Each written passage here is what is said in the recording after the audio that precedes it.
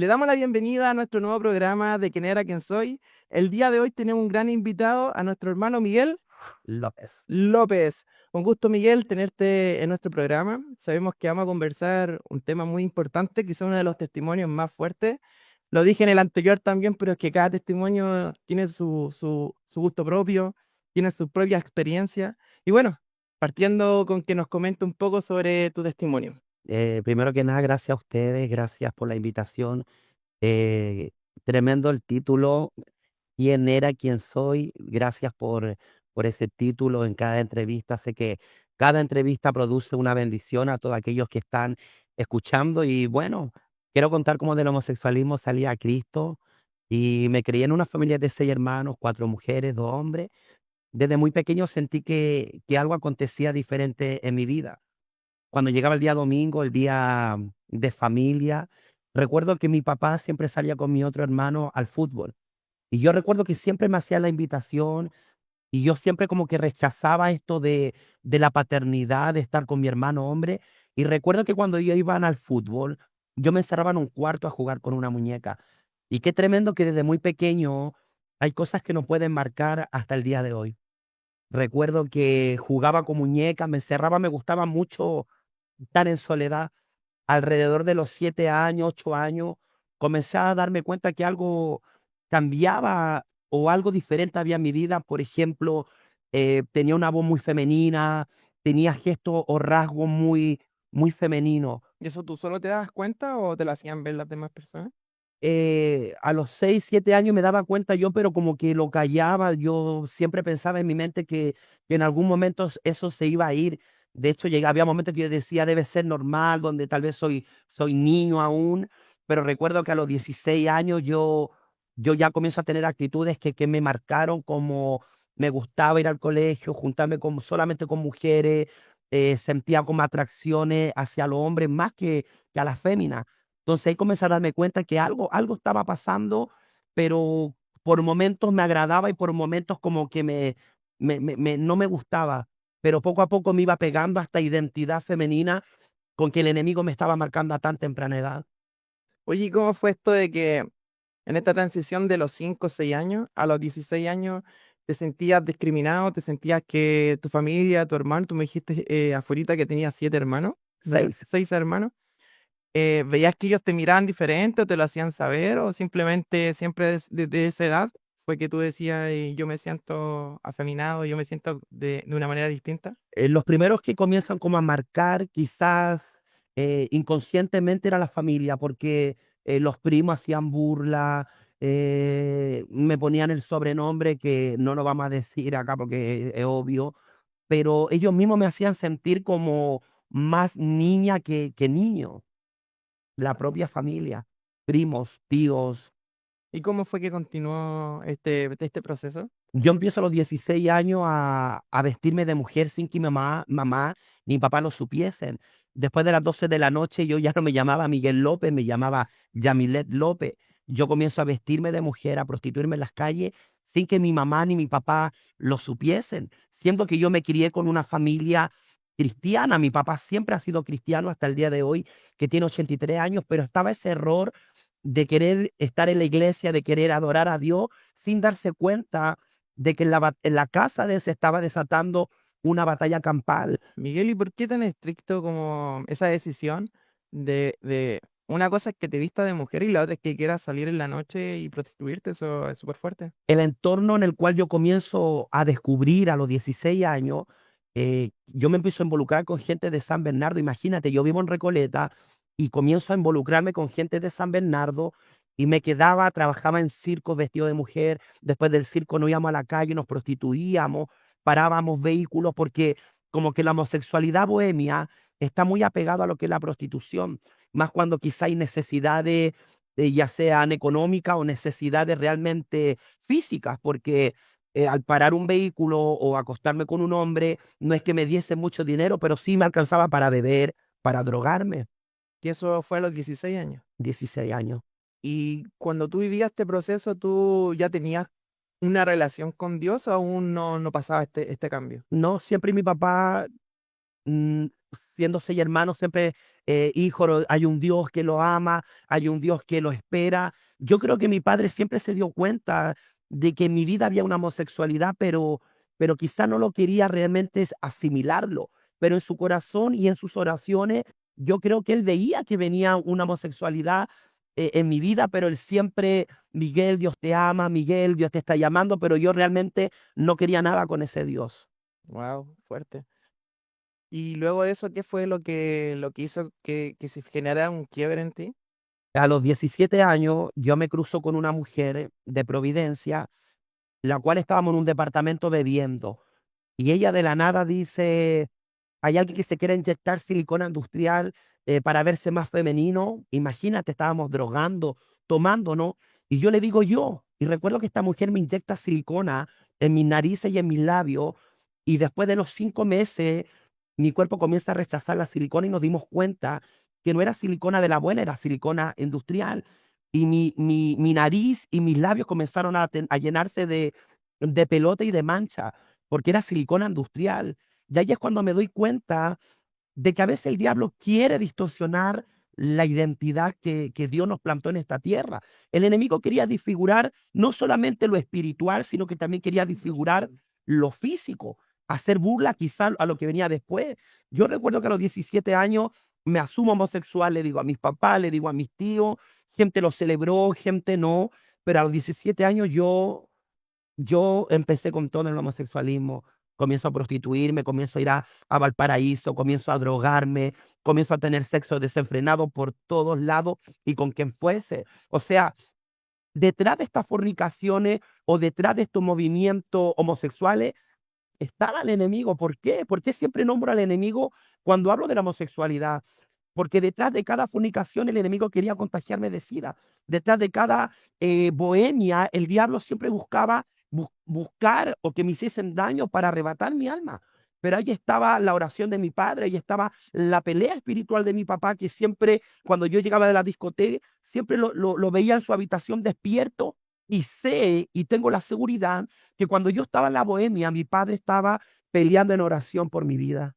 ¿Y tú te sentías de qué manera cuando estabas en esa época? Eh, Cuando tenía 16, 17 años, me sentía femenino. Mi cuerpo, o sea, tú hoy puedes ver una persona quizá un poco ya pasadito de kilo, no sé cómo se puede decir, pero cuando yo estuve en la homosexualidad, yo era un palo.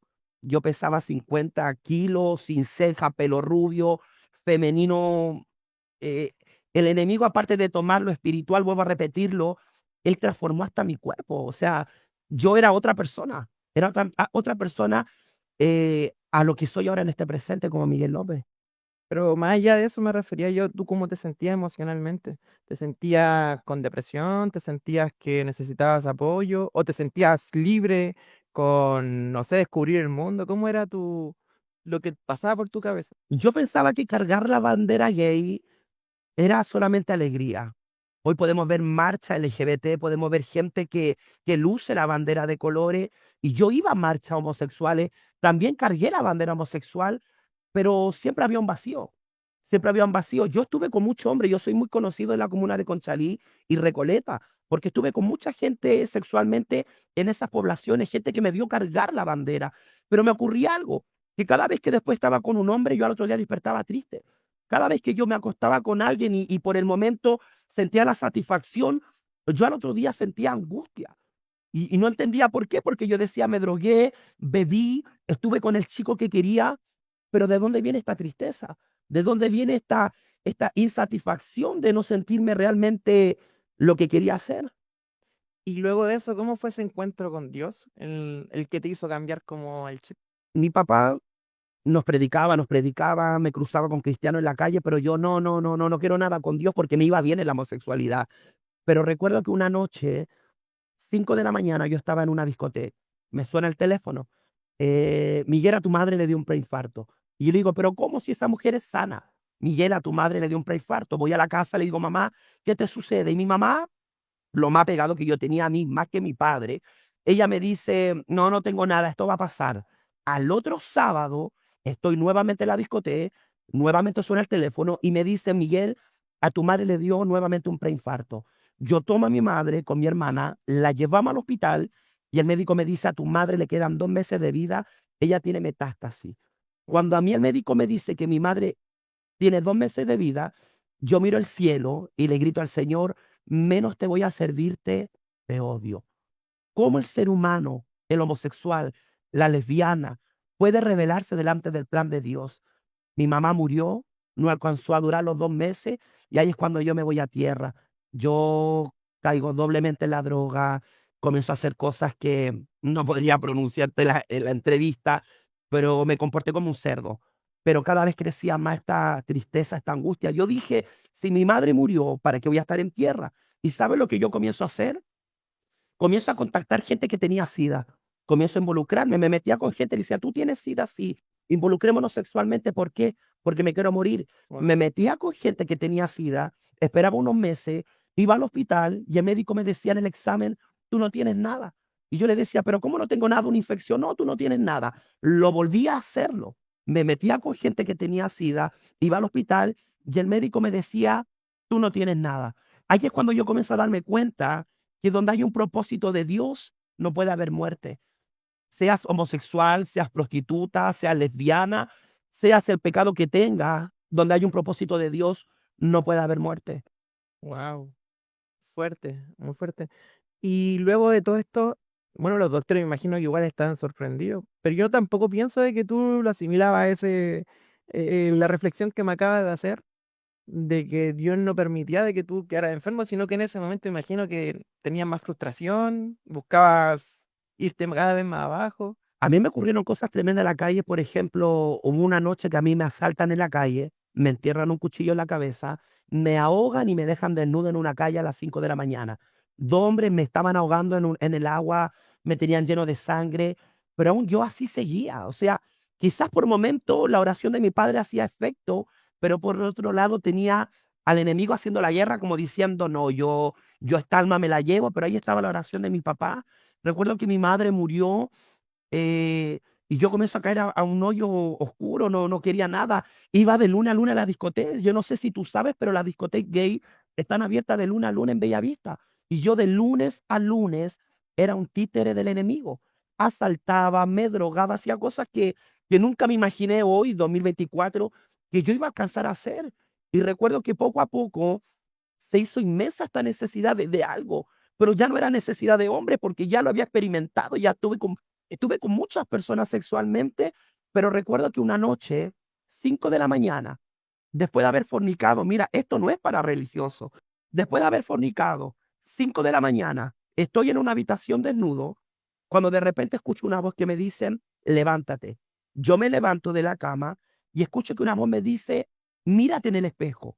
Yo me miro en el espejo y me veo puras manchas negras y escucho que una voz me dice, así estás de pecado, pero yo puedo emblanquecer tus pecados como la blanca lana. Cuando yo escuché esa voz, que no era un pastor, que no era un profeta, que no era un evangelista, yo caigo al suelo y comienzo a sentir un fuego que me cae de la cabeza hasta la planta de los pies. Y ahí es cuando yo tuve una conexión, un momento de intimidad con el Señor sin que se lo pidiese. Quizás, claro, tenía pena, tenía angustia, pero el Señor todo lo permitió para que esa noche Él pudiese manifestarse. Yo caigo al suelo y yo comienzo a decir, algo Dios quiere conmigo, algo Dios quiere conmigo, yo ya tengo pena, yo me rindo. Y ahí es cuando yo comienzo a asistir a la iglesia, claro, al comienzo difícil, todo femenino, sin ceja, rubio. Recuerdo que decía Iglesia Pentecostal de Chile, yo dentro a la iglesia. Y recuerdo que nadie me saludó en esa noche, nadie me dio la mano por ser nuevo en la iglesia o por haber asistido. Yo recuerdo que todos pasaban por mi lado, pero yo sentía algo que me decía, quédate, quédate porque te voy a hablar. Yo escucho la palabra que lanzó el pastor esa noche y yo me quedo y poco a poco yo comienzo a asistir a la iglesia. Wow. ¿Y cómo fue esa transición de estar como muy oscuro, luego de haber escuchado la voz de Dios y luego haber asistido a una iglesia y no haberte sentido tampoco, eh, uno a veces tiene un prejuicio respecto a los cristianos y que van a sentir amor en la iglesia, de que van a irte a abrazar, no sé, y no sentir nada de eso? ¿No te dio ganas de irte de la iglesia, de quizás decir, ¿sabes qué? Al fin entré a la iglesia y más encima no era lo que esperaba? Claro. No Ahí fue es eso. cuando nos damos cuenta que a veces en la iglesia hay mucho don, mucho talento, pero hay poco amor. Y por eso es que el apóstol Pablo siempre está recalcando que el mejor don es el amor, que tenemos que seguir ese camino. Por momentos me quería ir porque me sentía avergonzado yo mismo de decir, wow, ¿qué estoy aparentando que nadie quiere saludarme? Pero la palabra de Dios era más fuerte. Yo recuerdo que quedé ahí, me quedé esa noche ahí y yo comienzo. Al comienzo fue caótico porque me atacaban de noche, demonios me atacaban de noche con sueños sexuales o veía hombres y yo tiritaba, mi cuerpo tiritaba porque era espiritual lo que me estaba ocurriendo. Pero yo tengo una hermana hasta el día de hoy que es pastora, ella se llama pastora Yana Vázquez, la congregación la tiene en Recoleta, y recuerdo que esa mujer ayunó mucho. Amigo, hay espíritus que no van a salir solamente por ir a una iglesia. Esta mujer, hermana sanguínea, hacía semanas de ayuno por mí. Y de hecho yo le decía, hermana, come no, porque está en una lucha, yo tengo que ayunar por ti. Y esta mujer recuerdo que peleaba, profetizaba, ungía mi ropa, me hizo botar todo lo que yo tenía en mi habitación. Yo tenía fotos de mujer, tenía flyers de discoteca, tenía ropa femenina. Y ella me dijo, desde hoy tú tienes que hacer un cambio. Ella me hizo botar las fotos, me hizo botar la ropa y para que el ayuno también hiciese efecto y yo quisiese este cambio. Y yo comienzo poco a poco a experimentar la presencia y el poder de Dios a través de su palabra, a través de los ayunos de esa mujer. ¿Y para ti ese cambio fue rápido o fue lento? Al comienzo lo sentí lento porque estaba rodeado de amistades. Ah, Entonces yo quería ir a la iglesia, sonaba el teléfono, Miguel, vámonos hoy de rumba, Miguel, vámonos hoy día. Entonces había momentos en que yo sentía que el proceso se hacía lento. Recuerdo que los homosexuales hacían risa de mí en Plaza Italia y decían, ¿qué le dieron al Miguelito López? ¿Qué le dieron al Negrito del Swing que ya no quiere ir a la discoteca? Y yo le decía a ellos, a mí lo que me dieron fue presencia de Dios. wow. Pero ¿saben lo hermoso? De que todos los que hicieron burla, uno por uno, todos los que hicieron burla y se drogaron conmigo una noche, me dediqué en estos 13 años, poco a poco, a cada uno llevar a la iglesia, presentarle el amor de Cristo. Muchos han aceptado a Cristo, uno ha muerto de sida, otros están batallando y otros están avanzando en el camino del Señor. Tú me comentabas fuera de que tu papá fue fundamental en el testimonio como cristiano con tus amistades, que tú te encontrabas en la casa con todas tus amistades y que tu papito llegaba, los saludaba. Cuéntame un poquito sobre eso. Sí, siempre mi amigo, mi casa era como la casa ocupa. Llegaban todos a Conchalí porque había droga, porque nos quedábamos, porque no íbamos al parque a tener relaciones sexuales. Pero siempre había un miedo de mis amigos, que eran muchos, y me decían, oye, tu papá evangélico, ¿en qué momento va a llegar?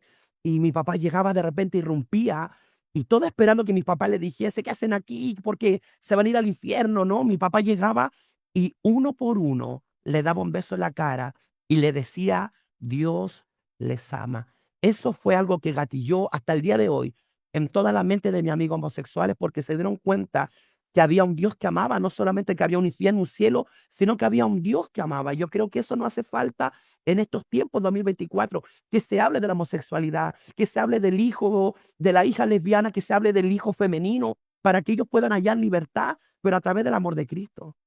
¿Y tú qué piensas? Bueno, quería continuar con la historia. Tú me dijiste de que fue tu hermana quien estuvo en ayuno y que fue un proceso lento. Esto fue hace 17 años, Prox. A 17 años. Y en ese proceso, los 17 años, ¿cómo ha sido el proceso? Los 4 años fueron difíciles. ¿Por qué? Porque yo a todos les decía así, ¿quieres drogarte? Sí, ¿quieres discoteca? Sí, ¿quieres sexo? Sí, O sea, no fue solo dejar la homosexualidad, sino que fue dejar drogadicción y otros tipos. todo. Ok, Dios tuvo que hacer una identidad en mí. wow. Yo era el payasito de la familia, yo era el payasito de los amigos, yo era el títere de todo. Y cuando yo vengo a Cristo, Cristo me revela una identidad como Miguel López. Una identidad que iba a comenzar a decir no. Porque yo podía leer, yo podía asistir a la iglesia, pero si yo no tenía identidad, iba a ser siempre un títere del enemigo. Pero ¿qué es lo que hace Dios? Cuando llama a los discípulos y le da la gran comisión, lo primero que Él les crea una identidad. Por eso es que cuando llega a Cesarea, Él dijo, ¿quién dice los hombres que soy yo? Y uno dijo, no, tú eres Cristo, tú eres acá. Por lo que es importante saber quiénes somos. Yo no conocía mi identidad. Yo solamente soy homosexual. Pero cuando yo llego a Cristo, yo dije, yo soy Miguel López y yo tengo un presente, un propósito y un llamado. Wow. Y luego de esto, tú me comentabas sobre, bueno, tu papito, el tema de que saludaba a toda la gente, y esa gente me imagino yo que tienen como un prejuicio con los cristianos. O sea, piensan de que como un evangélico los va a discriminar como, oye, no, no entré a la iglesia, oye, no, no te viste de esa manera. Y que muchas veces sí fue de esa manera. Claro, entonces es importante conversar de estos temas en la congregación, es importante que esto deje de ser tabú y no sé si quieres esa cámara que está allí para que puedas darle un consejo tal vez a ese papá que está pasando por el mismo proceso tal vez con su hijo y también, ¿por qué no a ese hijo que quizás tiene muchas preguntas y que quizás ahora necesita tener un par de respuestas de alguien que realmente tiene un testimonio y que podría ayudarlo? Amén. Eh, Quiero hablarte a ti en esta noche, papá, mamá, que tal vez has llorado por largo tiempo y te has preguntado por qué. Mi papá por mucho tiempo se preguntaba por qué, sin saber que tal vez ese fue el llamado que yo iba a tener en mi vida. Siempre le preguntaba al Señor, ¿por qué nació homosexual? ¿Por qué esto? Porque uno no nace homosexual. El enemigo le planta pensamientos, pero hubo un momento en que yo dije, así fue mi historia. Todos tenemos una historia. El alcohólico, el drogadicto. A mí me tocó vivir la homosexualidad porque esa iba a ser la forma en la cual yo iba a plantar un ministerio en mi vida. Papá, nuestra lucha no es contra carne ni sangre. Nuestra lucha no es mandando al infierno. Nuestra lucha no es echándolo de la casa. Nuestra lucha no es sacándolos del propósito. Ora por tu hijo. Ora por aquel que tal vez estás viendo que viene con un rasgo femenino o tal vez estás viendo que tu hija viene a través del lesbianismo. Lucha, lucha como lo hacía Job, que dice que todos los días él presentaba holocausto diciendo, ¿no será que mi hijo hayan pecado hoy? No te canses de encender ese holocausto por tu hijo. No te canses de encender la llama por aquel que tal vez hoy está tomando una identidad diferente. Nunca pienses que es tarde, porque tú me puedes decir que mi hijo se asumió, ahora mi hijo se quiere cambiar de género, de sexo, no, no importa. Nunca es tarde para clamar, que no se canse tu voz, ni tu clamor, ni tu oración, porque para Dios nunca es tarde. Wow. Miguel, ¿y tú piensas de que un niño tiene la capacidad de poder decir, me siento niña y quiero ser niña? Porque hoy en día, no sé si tú lo sabías, que el gobierno de Chile está apoyando el tema de la transición de los niños y que un niño ya de 3 años tiene la capacidad de decir, yo quiero ser niña y el gobierno tiene que aportar económicamente y médicamente para que este niño cambie de sexo. ¿Tú crees que un niño tiene la capacidad de poder discernir si es que es niño o niño? Yo creo que el diablo no respeta edades, ¿ya? Y a base de lo que tú me estás preguntando, este libro se llama La verdad te hace libre. Este libro contiene 20 testimonios de homosexuales y lesbianas de todos los países. Y mi testimonio está aquí en este libro en México. ¿Por qué nombro este libro? Porque aquí hay un pastor que se llama Roberto Santomé, que es de Perú, y este pastor se hizo una operación de sexo. Se cambió de hombre a mujer y hasta el día de hoy ha tenido complicaciones, infecciones urinarias, le cortaron su miembro varonil y él hoy día confiesa, predica diciendo que la gente menor de edad no está capacitada para decir, hoy me siento hombre o hoy me siento mujer. Ellos tienen que asignar lo que Dios les dio. Ellos tienen que asignar y resignarse a lo que Dios les dio. Porque yo también sentía eso. Yo de niño me gustaba jugar con mujeres, con muñecas, me sentía niña, pero doy gracias a Dios que nunca llegué a ese extremo, porque hoy me siento hombre, hoy me siento libre, hoy vivo una libertad en Cristo y no me arrepiento de haber conocido a ese Dios de poder y tampoco, no es que no me avergüence, pero gracias a esa homosexualidad y a lo que viví, hoy puedo decir que hay un Cristo que transforma. Wow. Vamos a... Bueno, ese librito no sé si lo venden, si es que está en algún lado, ¿cómo Está lo puedo solo en encontrar? México, está solo en México y a mí me lo mandaron desde México la escritora Ana María Luna de México. Es interesante porque son testimonios de homosexuales y de lesbianas testificando que Dios puede transformar. Quizás de aquí a que el video salga en vivo podamos tener un link o algún lugar para poder tener o saber dónde comprarlo, poder saber dónde leerlo, ¿vale? Si podemos orar por esas familias que quizás están pasando por este conflicto, por esos niños que el diablo está atacando su identidad. Y por la gente que también nos está escuchando, ustedes también pueden ser portadores de esta palabra y quizás tienen amistades o personas cercanas que estén pasando por un proceso muy similar.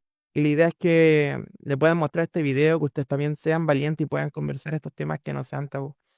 Hermanito Miguel, si pudiera empezar Amén. con la oración. Sí. Vamos a orar, vamos a interceder por todas aquellas familias que están pasando esta tormenta, este proceso. No pierdan la fe, vamos a orar delante de Dios. Amado Dios y buen Padre eterno, Señor, estamos delante de tu presencia, sintiendo tu poder, papá, y tu autoridad. Padre, presentamos, Señor, uno por uno, Señor, a todas aquellas familias, Padre, que están luchando con un hijo homosexual, Señor. Oramos, Padre, por esas familias sacerdotales que se levantarán este 2024 a través de este testimonio. Oramos, Padre Celestial, para que tú, a través de tu sangre, Señor, rompas toda cadena de maldición, de confusión, papito amado. Oramos, Padre, para que tu sangre se haga efectiva en cada casa en la cual están orando, pidiendo y gimiendo delante de ti, Señor. Cortamos toda cadena del maligno, toda identidad confusa, atada, Padre, la desarraigamos, rompemos los techos de bronce de todos aquellos niños que se están creyendo homosexuales o varoniles, Padre Celestial, todo espíritu de lesbianismo, de lascivia. Padre, en el nombre de Jesucristo, lo rompemos en esta hora. Llamamos la paz, la sabiduría y el gozo en cada casa, Señor.